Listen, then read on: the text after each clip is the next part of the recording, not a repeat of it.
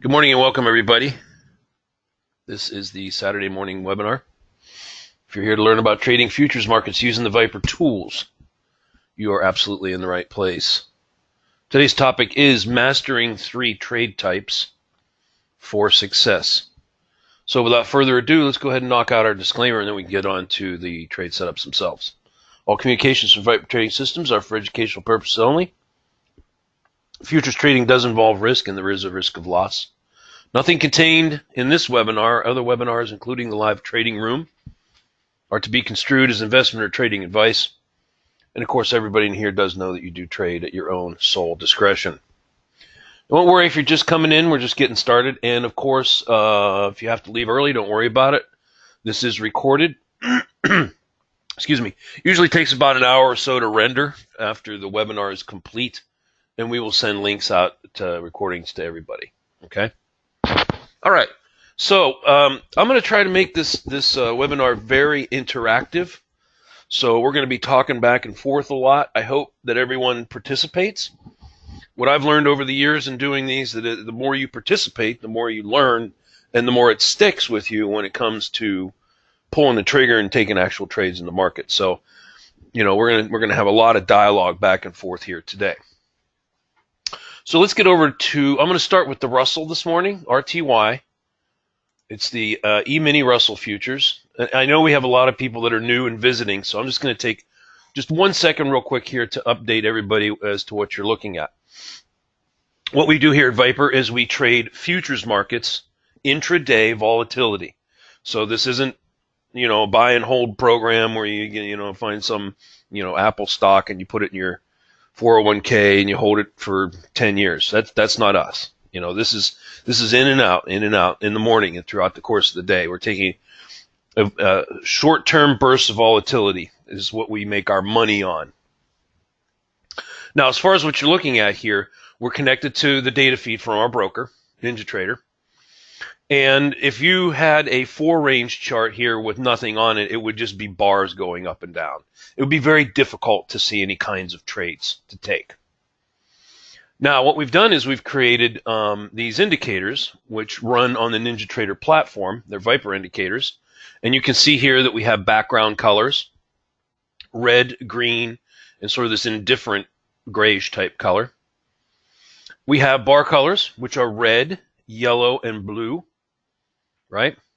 We have the power meters, which are the trends. There's 4 different trends on each chart. And of course, the most prominent thing on here is the bands. And the bands are integral into our trade decision process. They are as follows. At the very bottom is band 1, 2, 3, 4. Mid-band, thick line in the middle, called the middle band or mid-band. 5, 6, 7, 8. 8's the top outermost band. Now, if you notice on the top of band 2, there is a thin red line. That's called line 2. Notice also at the top of band 6, you have a thin green line. That's called line 6. These 3 lines feature prominently in our trading decisions. Line 6, thin green line. Mid-band, of course, thick line in the middle. And line 2. Now, first question of the day. When we go through our process, our decision process to take trades, what would be the number one first thing that we do? Just go ahead and type it in. When you're getting ready to take trades, say coming this Monday morning, you're getting up, you get your charts up, you're looking at a couple of charts. What's the first thing that we do to assess, to get ready to trade? Right, I see some good answers coming in from the team here this morning. The good news is everybody's awake. Had some coffee, maybe some breakfast. I know back east it's almost noon, so you're probably eating lunch already. There you go. Good. Okay, good. Let's go ahead and put this down. This is our decision-making process and how we prepare to take trades. So the first thing we do, and most of you typed in trend, which is good, and that also equals what we call the market condition. Oops, market condition. Right. Yeah, so if you said trend or market condition, you got to know that before you can make, because that's going to determine what kind of trades you take, right? Obviously, that's the first thing you need to know. All right, so if I'm going to type in market conditions underneath here to define what we're talking about, what should I type in next? What are the market conditions that could be present when you're getting ready to take trades? I'll give you a hint. There's three of them. There's three possible market conditions that we can type in right here underneath the market condition box. What would those three be? Anybody? Just type in what you think they are. That's right. There's three of them. Good. Everybody's good typing in the correct answers. Yes. So the three possible conditions are up, down, and sideways. So in the up condition or uptrend, we would be taking long, predominantly long trades only. Long trades only. And the important thing is here on pullbacks to support. Pullbacks are retracements to support. And this is sort of an overview of the decision-making process. It's not some real formal thing that you have to sit down and give a lot of thought to. We'll do some exercises together, and you'll see how quick and easy it is to do this. And it'll just become routine. Like when you get up and you look at a chart, this is just how you're going to go through it. It's quick and easy. Okay, let's talk about the next one. Next one is down or downtrend, right? Downtrend, which equals short trades on retracements to resistance, right? On retraces to resistance. Don't worry, we'll look at these condition too. And then, of course, everybody put in the third and final condition, which is sideways. Sideways is also, you've heard terms of range bound, sideways price action, however you want to call it. The highs and the lows are all the same. The market is without trend. So by definition, sideways is there is no trend.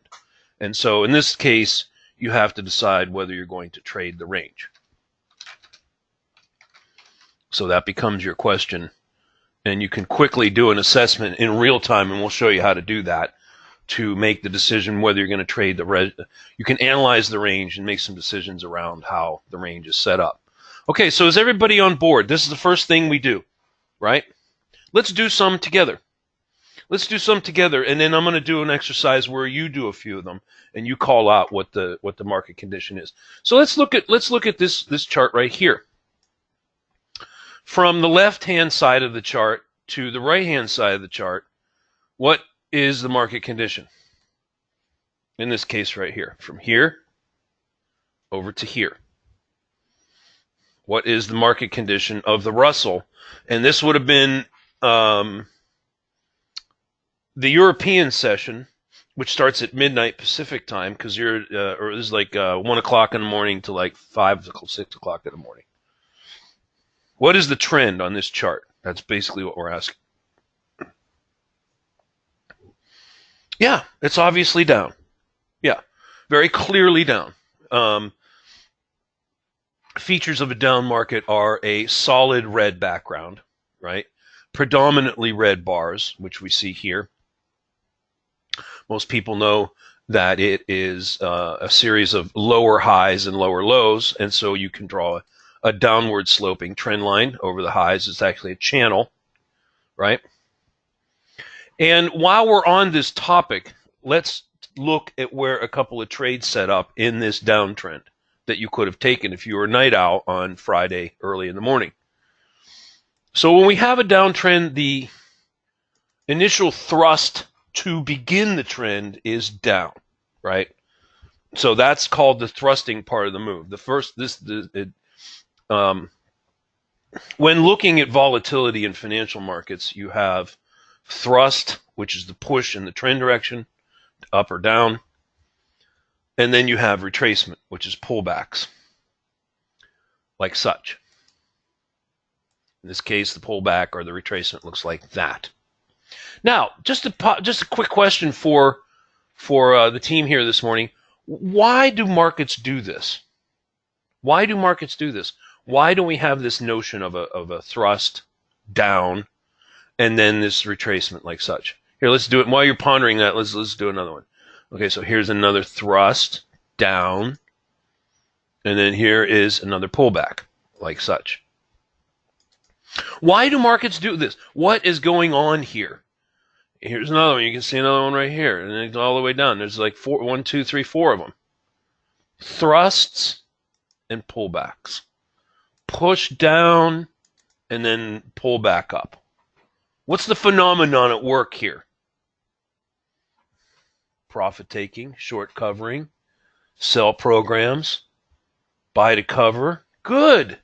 That's exactly what's going on.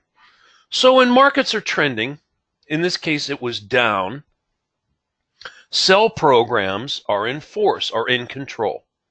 Trust me, there are lots of sell programs run by the big banks.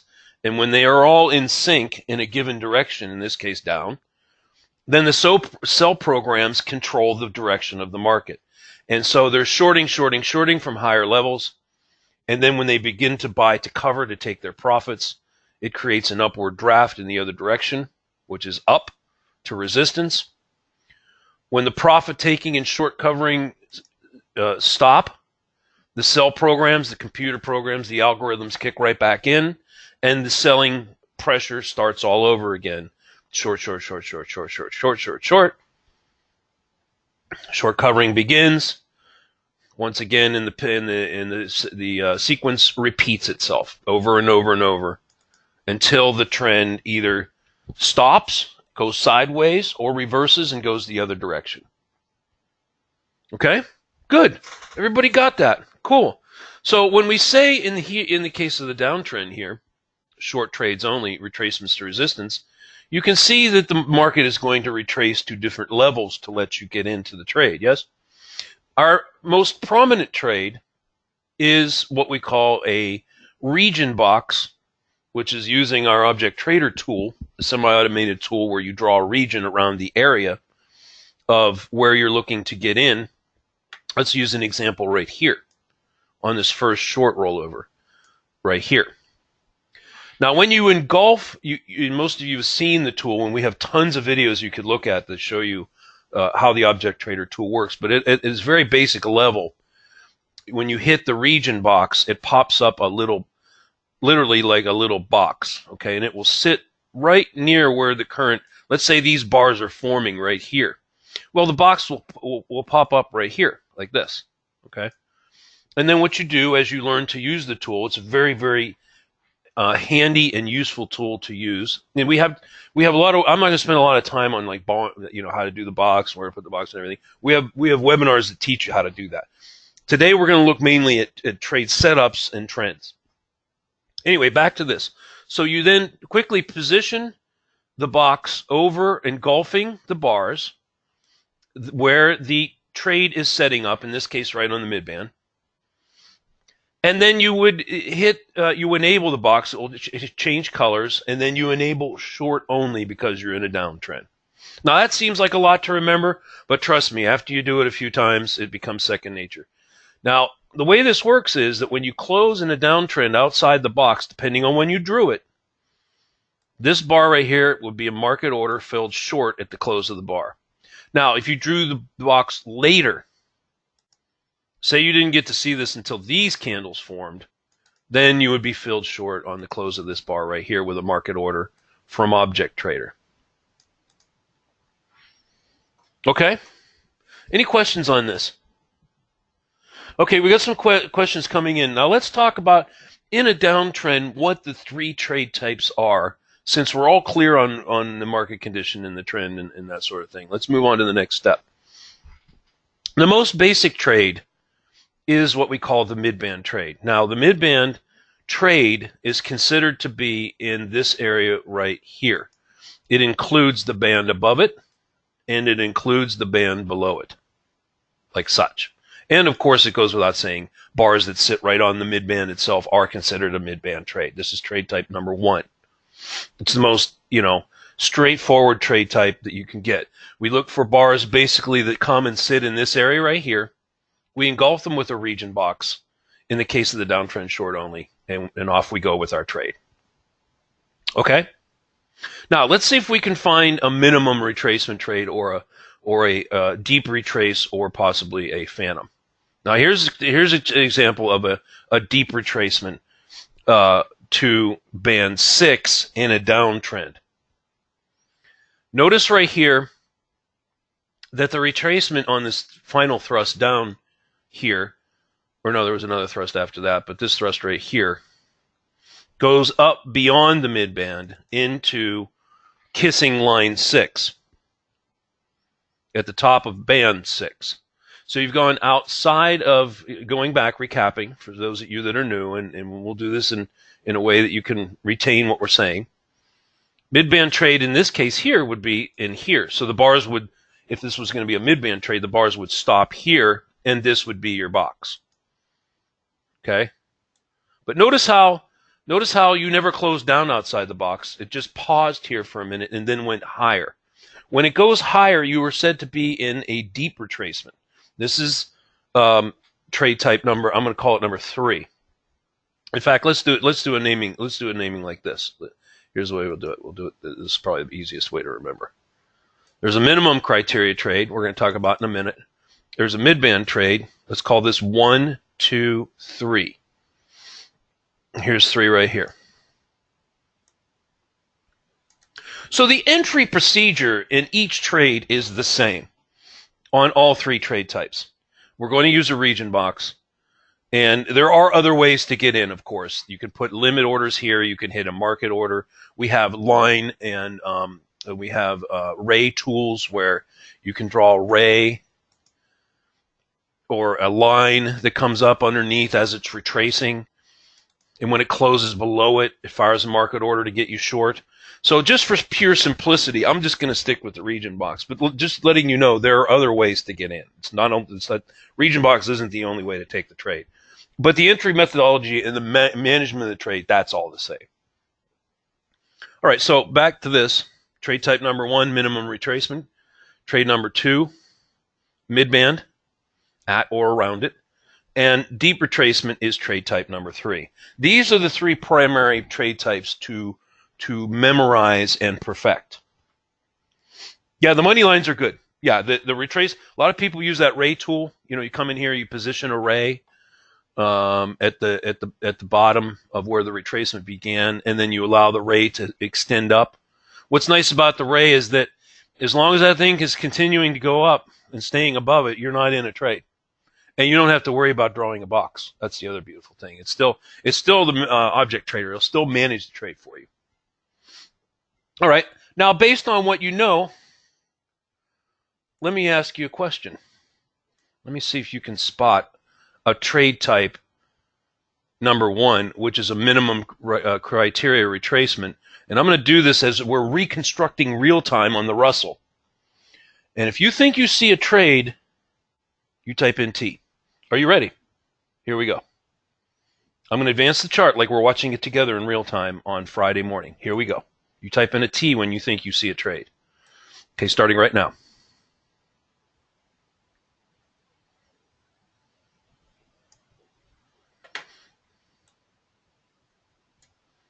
Okay, going to blow up the chart a little bit here. Make the bars a little bit bigger for you. Okay, by the way, we're at 5:20 a.m. Pacific, so we're still about an hour ahead of when the equity markets open. 5:20 a.m. Pacific on the Russell. 5:21, 5:22, 5:23. Okay, I'm going to stop right there. Good. Good. A huge chunk of you just got that. Perfect. Now, don't worry. If you're new and you're just seeing this, some of you maybe for the first time, don't worry about it. It takes a little bit of time. It's like anything that you remember or memorize. You see it over and over and over again. You see it a couple times then he starts to see it, and you're like, oh, yeah, that's really straightforward. So here's an example of a minimum criteria retracement trade right here. See it? Right here.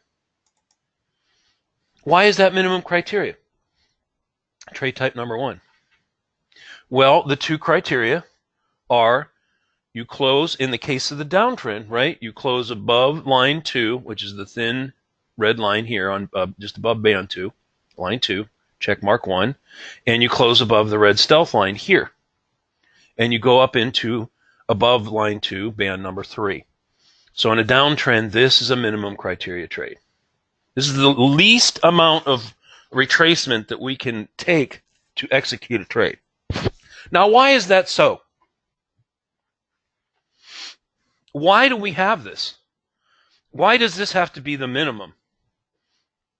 Here's some other traces up here. There's a pullback right there. There's a pullback right there. There's all kind of little pullbacks. Why can't we just get in here? Why do we have criteria? What? There's tons of places to get in here. This thing's tanking, right? Here's some bars here. Here's some bars here. Pullbacks everywhere. Why can't we just take any old pullback? What is the reasoning behind the minimum criteria? Anybody? Okay, I see some great. Bob saying there's not enough money to take. There's no room for it to run, says Hardy. Higher percentage of winning. Good. Above line 2 in stealth. That's right, Shane. You can at least get a scalp off. Good. Yes. So let's look at these situations. I'm not going to spend a lot of time on this, but just real quick, the reasoning behind it is when you have a swing level established and the market starts to pull back with its, in this case, short covering, right? Then when you come up to an area where it's going to hit resistance and roll over, you have to have some distance between where you're going to enter the trade and where you're going to at least try to get a scalp off on a short. If this distance is only a few ticks, as it is right here, with these little sort of baby retracements, these little baby pullbacks, where the swing is actually that bar, and you're coming here and you're entering on the close of that bar. You're entering right at where the swing is. There's no, how would you say, no meat on the bone here. There's not sufficient. Now, in this case, in a powerful downtrend, yes, these trades did make money. Okay, and there are occasions where, if the market is really running and you want to get in, you can take that with a tight stop. But that's not how we teach it. How we teach it is you've got to at least get up into here on the short. Okay, at least up into there. Good. Yeah, and let me address this because you might be asking this question or you might be thinking it. Okay, Charles, I see this. We get in on the close of this bar right here outside of the region box. I get it. We get down here, we break the swing, we get a scalp off, we tighten our stop, and the trade's good. Now, what if we get in this trade and it bips down here a couple of bars and then zoom, starts coming against us? What do we do? Well, Robert, in your normal trade, the object trader box, the region, the OT tool itself, whatever you have preset, normally it's 8 or 10 or 12 ticks. So whatever that is, it will take the initial stop and place it for you. Now, if you think that, say it's 12 ticks and it's way up here somewhere and you think that's just outrageous, it's too much risk for you, well, then, of course, you drag it right down close to where you got in. If OT puts it way up here, you don't have to leave it here. You just drag it right down. Yeah, you dump it. You hit the close button. That's one of the critical things that I want everybody to take away from this, okay? One of the things to try to remember, you don't have to get into hope trades. Hope trade is where, let's say hypothetically your stop is way up here, okay? And, he's dinking around down here and coming against you and you feel like it's going to pop and you're going to get a full stop out. You hit the close button. Because, look, it's a double whammy. If you stay in a hope trade, you could miss other good trades, yes? And you're hoping it's going to turn around, and a lot of times it doesn't. It just messes with your head. You got to dump the losers quickly. Okay? You got to dump the losers quickly. That's going to keep the coin in your trading account. That's right. You get out of the trade, Cross. That's right. That's what to do. You dump it. All right. Now, the converse of this, of course, would be an uptrend. Let's go examine one of those and talk about the three trade types. Let's see if I can find a nice up move that has what we're looking for here. Oh yeah, I got a good one. I got a good one. Okay. Now we're going to do these next two together. We're going to do an uptrend, a range with the setups, and then we're going to start doing some together in real time, and you're going to start recreating how Monday morning might look. Okay? All right. In fact, let's do an exercise together. Let's do an exercise together. Okay, I'm going to help you out a little bit. I'm going to help you out a little bit here. We're going to be going. I'm going to do what I show you in real time as I advance the bars is going to be an uptrend, and so you were looking for long trades. So when you think you see a long trade set up, just as we did with the shorts, you're going to type in the letter T. Are you ready? Here we go. Long trades in an uptrend. Here's the Russell chart. Here we go. Okay, this would have been 641 on Friday morning. 642. 643. So the market is open. 644. 640 coming up. Let me blow up the bars real quick here so you can see them real good. Super good big bars. There's 643 right there. Yeah, let me see here. Yeah. 642, 643. Okay. All right. And then there's 644. All right. And then there's 645. Ooh. Ooh, not good. Out of this entire group, we got a big turnout here today. We only got 1, 2, 3, 4, 5, 6 people got it. That's not good. That's not good. All right. That's okay. This is the first time through an uptrend, so you might not be clear on it. But what are these bars doing right here? Now remember, in an uptrend, what types of trade? How do we take the trade in an uptrend? Right here's the thrust. Here's the retracement. And what does these bars doing right here? Where are they located? Right, in the band just above the mid-band. So is this a mid-band trade?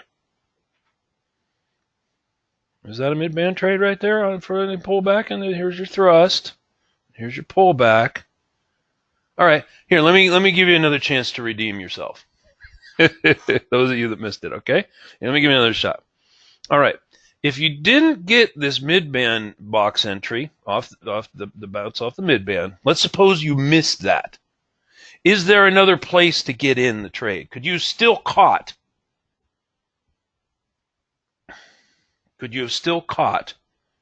trade? Yes, that's a yes or no question. Is there another spot to get in other than the mid-band on this chart? Just a yes or no. Let me help you out a little bit as you think about that. What about here? Does that meet the criteria of a minute? Does that meet the criteria? Sure does. Is it below line 6, the thin green line? Yes. Is it below the stealth line? Yes. Is it in this band right here? Well, it's actually technically between there and there. Yes, this was another chance to get in. What happens a lot of times, you get these ABC moves, right? You get an ABC move. Here's A, B, C. The B part, it paused and still gave you a second chance to get in, even if you missed the mid-band. In fact, I was looking for some of you to say T in here. I was actually looking for some of you to type T's here, and a big chunk of you type T's right here, which is correct. That is a mid-band trade. Yeah, and I was expecting more to come in here when you saw these bars form. But it's okay. You're just... This is early adoption. Yeah, I'll give you that, Davin. This is the early part of a trend change. Yes, this is early adoption. A lot of you are saying, should I really be taking longs here? And, there's times when you get in, catch the first leg of a trade. There's times where you catch the second and third leg of a trade. And there's times where maybe you miss it and you got to catch the tail end of the trade. This is early adoption. But let me show you what this trade turned into.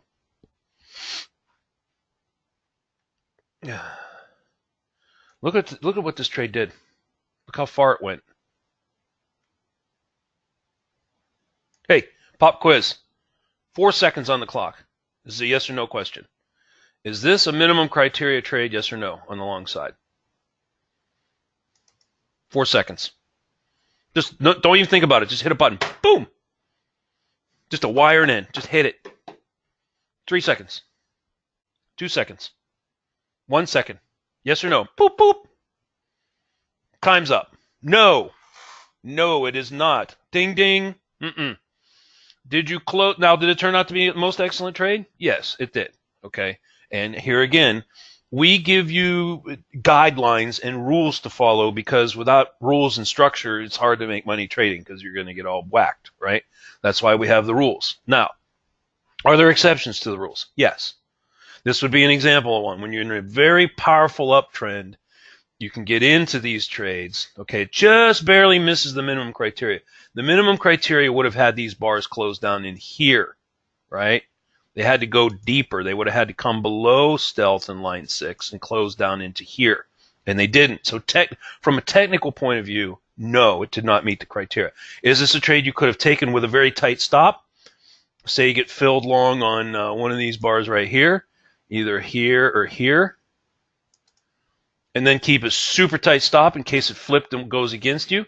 Now, when I say super tight stop, I mean your initial stop. Let's see, OT puts it down here. Say 10 or 12 ticks down here.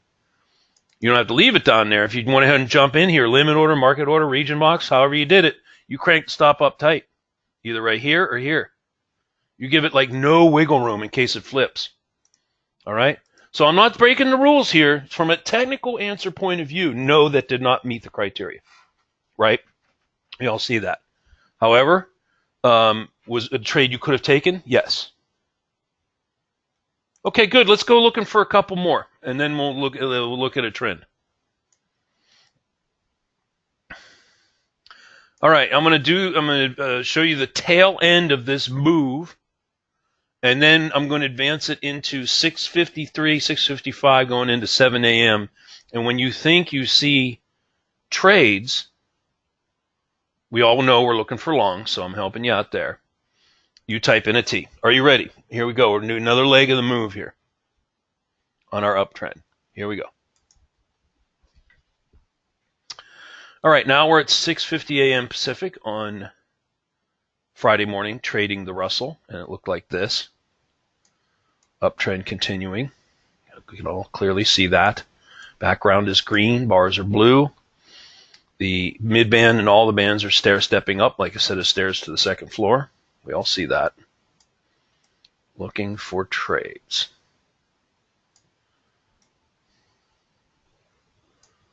Okay, now we're at 6:53. Let's make the bars super big so you can see them. We're coming up on the 7 o'clock hour.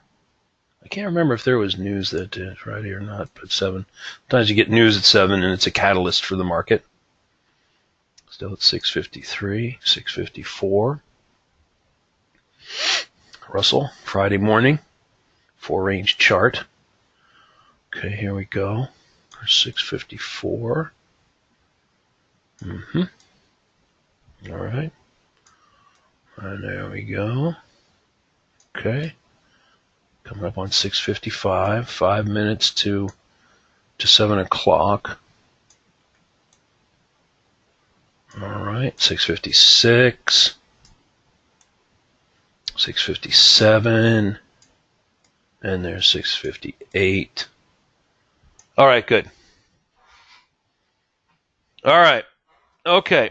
All right, now there's a lot going on here. Let me quickly go through and circle back for what you have seen. There were several trades here, and let me explain them as follows. Many of you typed in a T when these bars were forming right here, and that is correct. That was the first time that you had a mid-band trade on a pullback in this uptrend. Several ways to get in. Limit orders, market orders, line tool, ray tool, region box. This is a mid-band long. Now, the way we manage these trades is as follows. Depending on where you're filled on this, generally speaking, in 6 to 8 ticks, you want to take off what's called, let's say that you're trading hypothetically 2 contracts. Let's say all these trades that we show you are what's called 2-lot trades. So when you take 2, you have this notion of what you call a scalp trade that gets you out of 1 contract quickly. And then you start initially with, let's say, a 10-tick initial stop that's sitting maybe down here somewhere on the 2-lot, 2 contracts, yes? And when you get the first fill of the scalp trade, this goes to 1. It's OCO. 1 cancels the other. So this goes from 2 on initial stop to 1. And we immediately take our second trade up to within 2 ticks, depending on which bar you were filled on, here or here, of our entry. For those that are new to this is what we call a free trade. We want to get to a free trade status. What does a free trade mean? What are we talking about? Does that mean you're not going to pay commissions on this one? It's free? Your broker is going to give you a break? Is that how that works? Is that what free trade means? What are we talking about, a free trade? What kind of nonsense is that? What does that mean when we say it? Now you have a free trade status. What are we talking about here? Why is this important? Why are we even doing all this? Is there a reasoning behind it, or are we just making this stuff up? What do you think? You can't lose. That's what free trade means. You can't lose no matter what happens on this trade, because you've banked 8 ticks and your risk is only 2. When this market flipped against you, you might say, well, wow, that thing turned into a huge loser. No, it didn't. Not the way we manage it. We manage it where you take that scalp money, you start with this loose stop, you let it get it, and then one cancels the other. In fact, Object Trader can be programmed, and it's all set up to do this for you. All you have to do is draw the box, and this will all be done automatically. That's the beauty of the OT tool and learning it. It really is. That's free trade right there. Okay? Now, moving on. Many of you typed in a T when these bars were forming right here. That is correct. What type of trade is that? Trade type 3, deep retracement, right? Remember? In the case of the long trade, it's flipped on the short. Trade type 1, minimum criteria is in here, right? Is in this band right here. Mid band is here. Deep retracement is here. Many of you typed in T's when these bars were forming right here, and that is correct. This is trade type number 3, deep retracement. Yes. Good. Kudos. Now, was there another spot after here, 5 seconds on the clock, looking at these bars? Was there another spot to get in after this one and this one? Was there another spot to get in, yes or no? 4 seconds. Just hit a button. Boop, boop. Takes a second. 3 seconds. 2 seconds. Another entry point, yes or no? 1 second left. Time's up. Yes. Yes, right here. So this is your ABC patterns, yes? You see them? They happen all the time. If you can learn these little ABC patterns, I'm telling you, it's money. It is money. A, B, C is always the follow-through leg, yes? What you get right here. And the C, where did the C pullback sit on this little red bar thing? Now, look, I understand. I hear this all the time. But the bars are red, Charles. I'm getting wigged out. What is this? Is a trend change? Well, this thing's going to tank 100 ticks, so I'm stuck with a losing trade. Well, it doesn't work like that, right? You can clearly see you could have engulfed it here. And if you didn't have time for that, you could have hit market or limit order here or fully engulfed all this. There's many spots to get in here, yes? It was a mid-band trade. That's exactly what that was. The B, the A. All right, so to recap. First entry was here. You got the scalp, stopped out on the second one. You made the net of 6 ticks plus. It comes deeper. You re-enter here. Or you were kind of, trying to figure out what's going on. You missed that. It comes up, and it sits right here on the mid-band. That's your third spot to get long, right there. Good. Almost all of you got that. Now, final comment on the setups here. Some of you were late birds, and you typed in a T here. I'm not going to call out any names or anything. It's okay. It happens. Now, looking back on it, retrospectively, because we did this in real time together, right? Was that correct or not? Is this a spot where you want to get in a trade? Looking back at it now. And this is important. Is this a spot you want to get into a trade? Yes or no? What do you think? Oh, heck to the no. In the context of this overall uptrend, where is this price action sitting? Is this price action in this oval at the tail end of a thrust or a retracement? This is the thrust part. This is where a lot of traders get into trouble. They're buying and selling the thrust moves. And here's why it's happening. Okay? Look, hey, I lived with this for years. I know I used to get my butt kicked on trades like this. And here's the reasoning. Here's the reasoning. Okay, for some reason you miss all this down here. You're not paying attention, or maybe you saw it and you didn't take it. Whatever, you just didn't get any of this down here. Okay, so then what happens is the bars start going back up like this, right? Man, look at that thing going up. Here's the reasoning. Here's what's going through your head as you're watching the market. Look at that. Wow, look at this. It's starting to really head up. Wow, it's coming. It might go back up and get that swing up there. Wait, okay, wait. Okay, wow, look at that. Okay, all right, here we go. I'm going to jump in, and you fire a market order right up here. You fire a market order right there. You say you're convinced. By the time it gets up here, now you're completely convinced that the market is going up. You got blue bars. You've taken this swing out, and it's time to pull the trigger. Okay, show of hands. How many of you go through that thinking when you see markets move around? Anybody? Come on, be honest with yourself and the team. It's okay. I got a lot of people saying, "Yep, that's me." Oh, heck yeah, that's me. I do that a lot, but I'm getting better to not do it. I get greedy and I think I got to jump in. I know that. I lived with this for years. I used to do this every day. Every morning I would do this and I get my butt kicked. That's how I know it so well.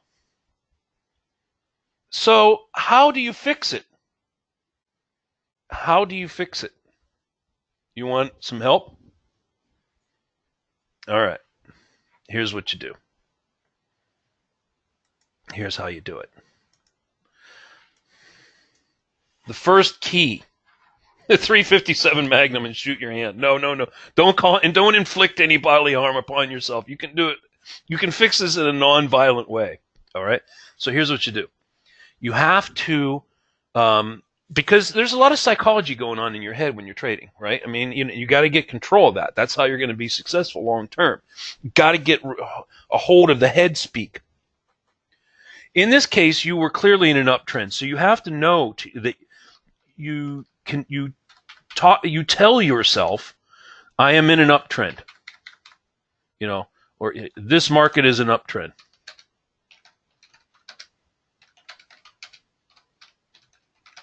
Right? Okay, that's statement number one in your head.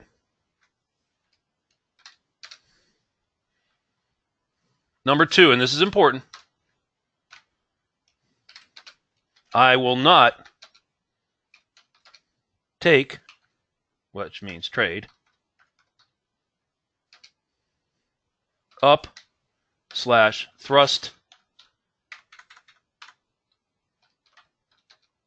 moves. 3, I will patiently wait. I'll just leave out patiently. That's obviously wait for a pullback.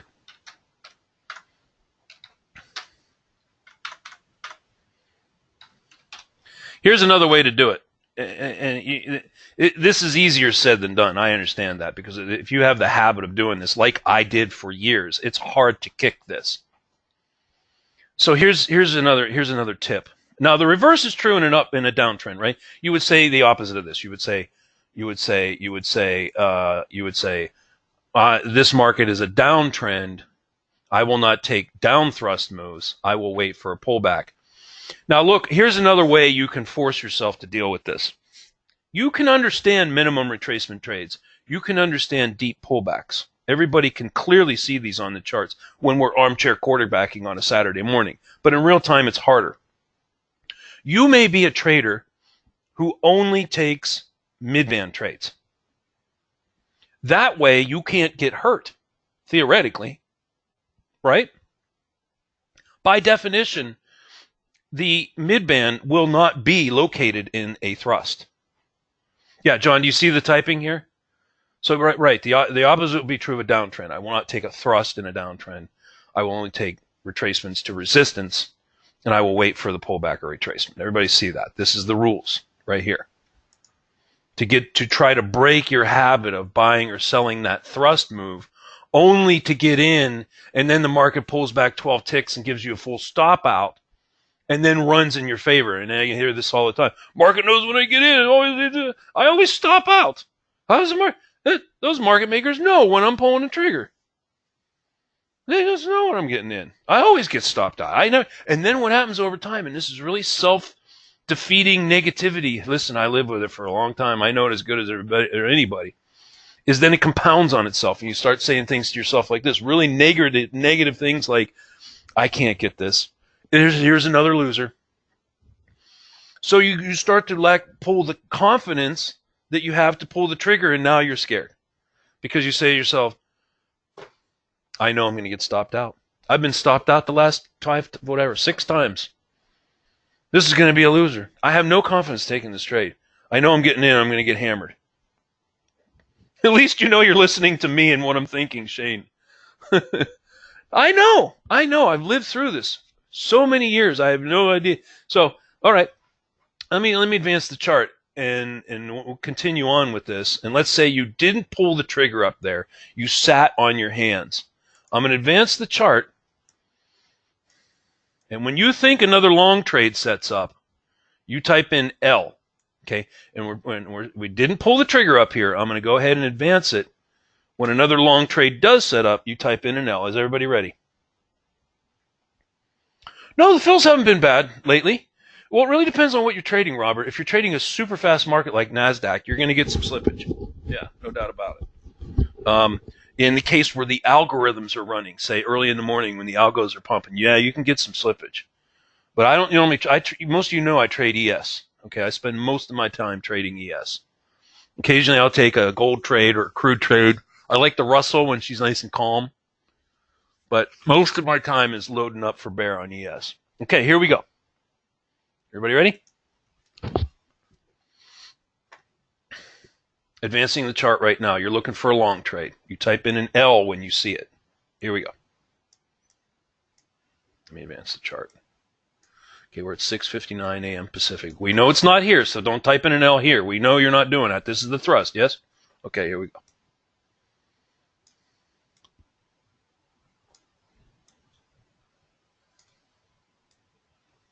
Okay, now we're at 7 o'clock Pacific. Get those bars nice and super big for you here. Coming up on 7:01. Okay, this chart's stuck. There we go. See, there's 7:01. So I'm going to go about the speed that I'm going to, because that was a whole minute right there, but I'm doing it like in 10 seconds, so it's going to be faster than the market really is going. The market really, there's 7, so you sat here for about a minute now. Okay, coming up on 7:02, it's still 7:01. Okay, I'm going to stop it right there. Good.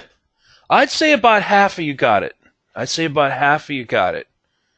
Now, if you're not seeing it, it's okay. This is an exercise you have to practice on. Let me just ask the question of the team here. All right?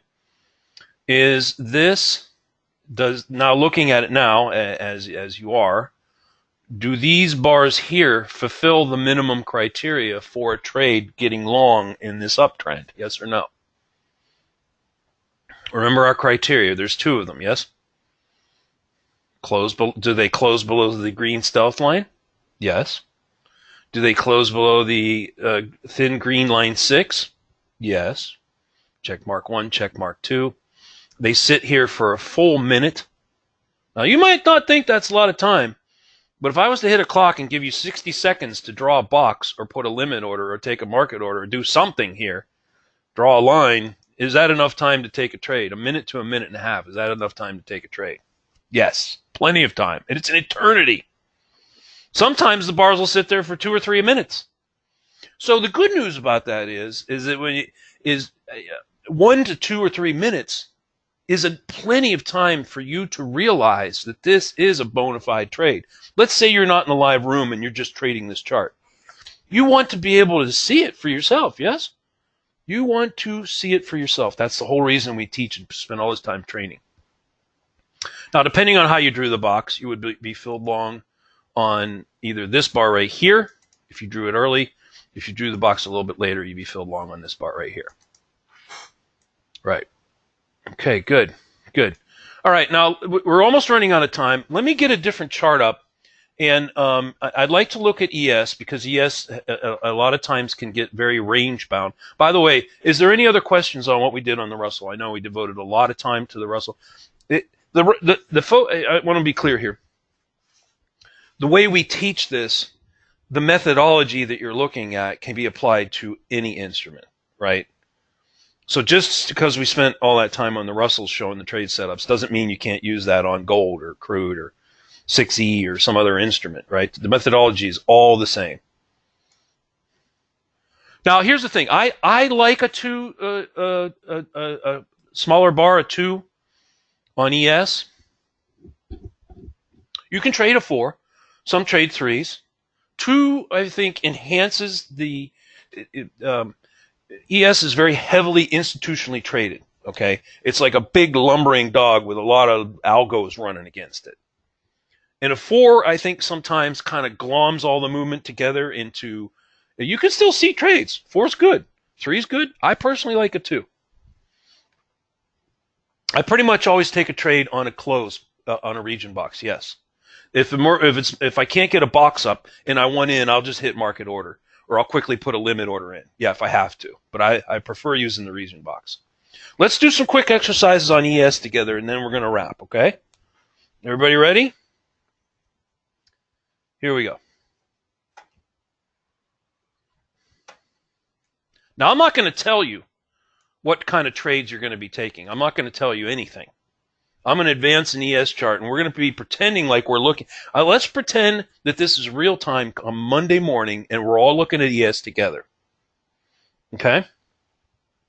Renko bars are good. Hardy, yeah, Renko bars are great. There's different types. We have a object trader Renko bar. There's tons of Renko bars. The plus and minus of a Renko bar is sometimes there's so much smoothing in it that you can't see the swings. Okay, that's really only the downside. But I like the smoothing of Renkos, but sometimes it'll smooth it out. You can't. It's like the swings aren't as well defined, so you're gonna have to play with that. See if it still works for you.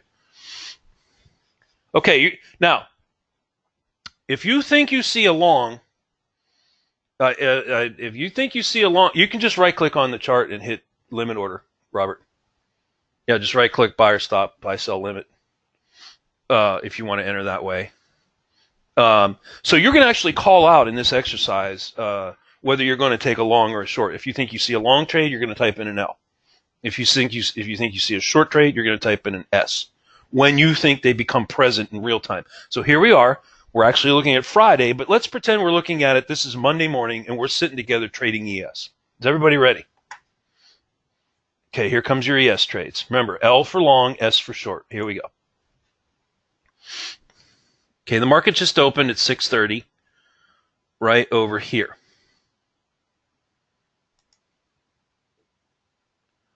Uh, 6:30 is right over here. By the way, pop quiz before we advance our chart.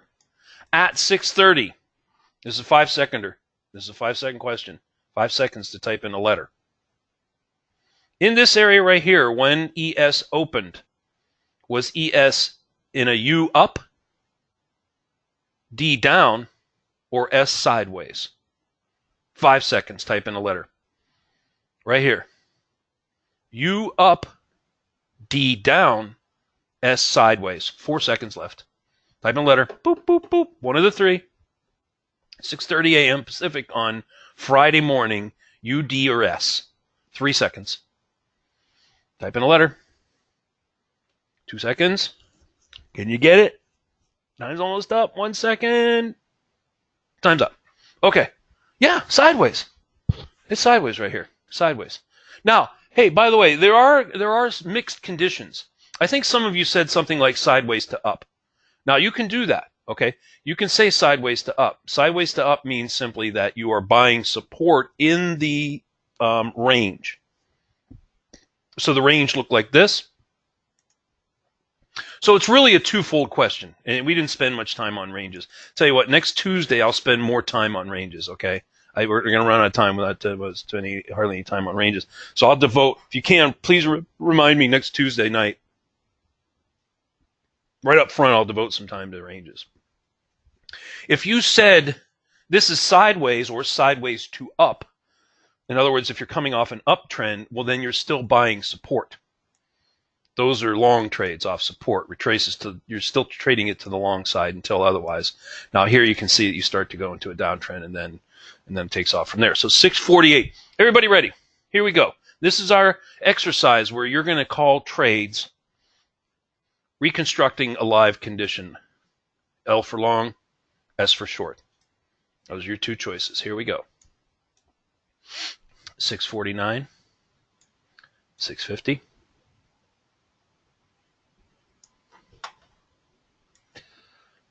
653, 655, 656. Now I'm going pretty quick here. Obviously, to go from from where we started here to here is actually like 10 minutes, and I just did it in like less than a minute. So this is like probably 500 times how fast a real market would go. But I think it's good to do this. We're right at 657. Okay. All right. There's 658. Okay. Now we're at 7 o'clock, 7:01. 7:04. I'm going pretty quick now. So that was 7:09. So that was a full 3 minutes right there. Okay, here we are at 7:08. I get these bars a little bit bigger because they're too small.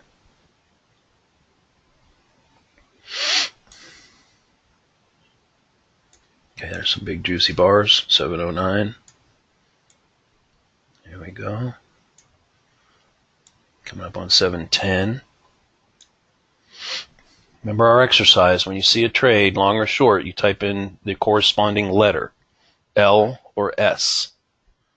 Whatever trade you think you see on the chart, you type it in. Here we go. Continuing on, 7:09. Continuing on. Now, from here to here was 3 minutes, and I just did it in like 3 seconds. So obviously, this market's sitting here. 7:12. 7:13. 7:15. All right, good. Good. Let's reconstruct what we just watched together. Now here again, we started our exercise way over here. I'll leave these bars large so we can see them a little bit better. We started our exercise when it was 6:46, and we ended the exercise over here when it was 7:16. So this is actually a half an hour. We did a half an hour in about 2 minutes. So in reality, the bars are going much slower than this in real time.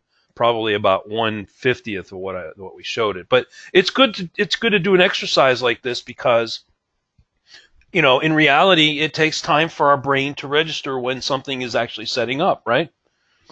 Now, we started our exercise, as I said, over here. So what is the first thing we would do when we're looking at a market? Did we do it? Did you do it? What is it? We're reconstructing Friday, pretending it's Monday in real time. And what is the first thing that we do when we're looking at any chart. We talked about it 1 hour ago as of this minute. Checking your brain retention here. Make sure you have a little bit of espresso and all your neurons are firing. It's the first thing we do before we can. Now remember when we started the exercise, we said what? You make the call. I'm not going to tell you whether it's up or down. So the reason I did that was to kind of force you to do what? If I'm going to type one word in here on this chart, what would it be? One word. And I'll help you. It starts with a T. TR. Fill in the blank. What is the trend? Remember? This is a number one thing. So in your reasoning process, as you begin to look at the chart, this is the first thing we do. We ask ourselves, what is the trend? Because we can't begin to answer the question of am I taking long or short trades until you know the answer to this, right? If you don't know the answer to this, then you don't know what type of trade you're taking. This is tantamount to success. Memorizing this first step, you should have looked at this chart, and when I started to show it, it looked like this. And what should have gone through your head? What should have been the first thing that went through your head? Ah, we're in a, fill in the blank. We're in an uptrend. I am taking longs only on retracements into support. Yes? When you looked at this chart, that should have been the first thing that went through your head. The first thing. Nothing else. Not how I wonder if Fido's got his breakfast this morning. You know, did I lock my car? Forget about all that. Okay? You're trading. You got to be focused. And number one priority is determining the trend first thing. Okay, now I know I'm in an uptrend. I see I'm in an uptrend, and I know that equals longs only. Now, I'm going to sit on my hands until the market does what? Remember, we're advancing this chart in real time together. We're watching it together. What has to happen? So let me phrase it a different way. Let me ask it like this. I would submit to you that this is a thrust.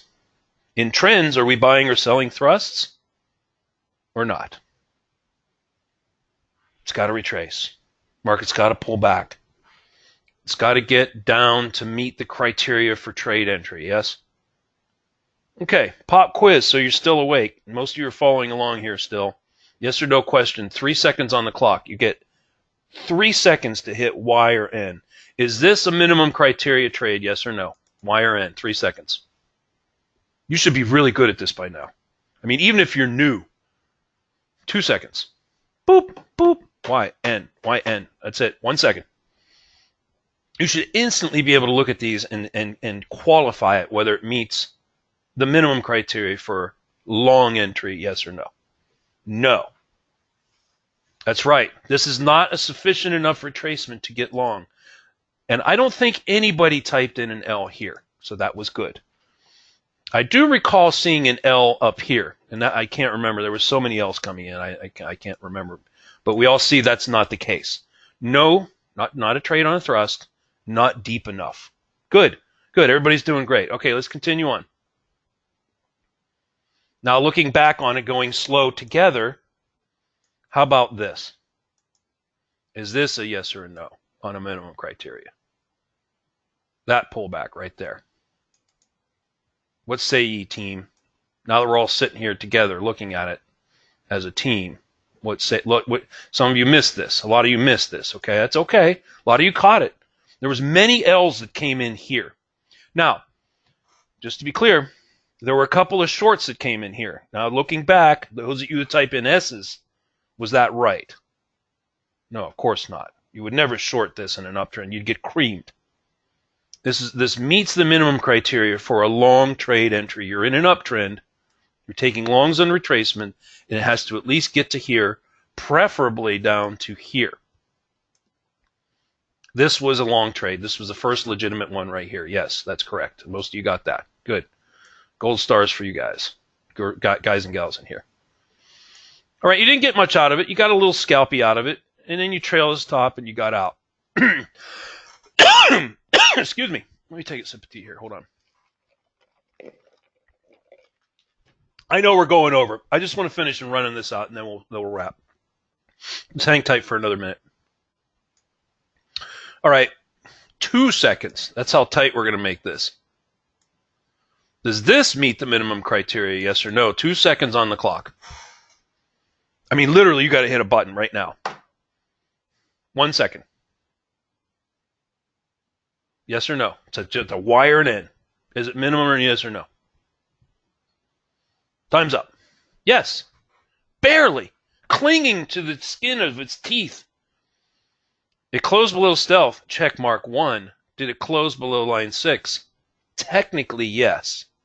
This is barely clinging. You can see we would prefer more like this, okay, or even deeper. Like if it came more in here, that is minimum criteria. This just barely meets it. Some of you typed in a L here too, and that was technically correct. That trade worked out. Not deep enough here, right? Not deep enough.